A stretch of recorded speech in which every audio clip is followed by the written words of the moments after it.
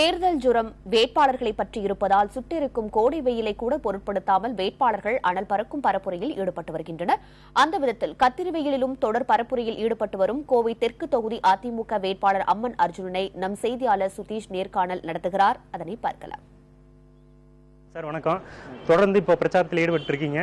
இந்த வெயிலை நீங்க எப்படி சமாளிக்கிறீங்க? முதல்ல மாண்புமிகு அம்மா அவர்கள் நல்லாசியோட தெற்கு தொகுதி அதிமுக வேட்பாளராக நான் போட்டியிடுகிறேன்.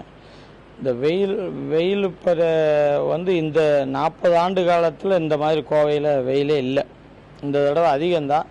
இருந்தாலும் நாங்கள் காலையில் ஏர்லி மார்னிங் 7 மணிலேருந்து 10:30 வரைக்கும் போகிறோம். அந்த 3:30 மணி நேரத்திலே நான் வாக்காளர்களை சந்திச்சிடுறேன். அதன் பின்பு மாலை 5 மணிலேருந்து இரவு 10 மணி 9:30 வரைக்கும் பண்ணுறோம். மீதி காலத்தில் வெயில்கள் இருக்கிறதுல இப்போ நாங்கள்லாம் போகிறோம்னா மக்கள் வீடு தேடி போகிறதுனால மக்களுக்கு நாங்கள் எந்த சிரமமும் கொடுக்கறதில்ல. மக்களை தேடி நாங்கள் போகிறோம். அதாவது உதாரணத்துக்கு மக்களால் நான் மக்களுக்காக நான் அம்மா சொன்ன தாரக மந்திரம் படி நாங்கள் ஒவ்வொருத்தர் வீட்டுக்குள்ளேயே போய் கேட்குறதுனால மக்களை நாங்கள் சிரமப்படுத்துறதில்ல.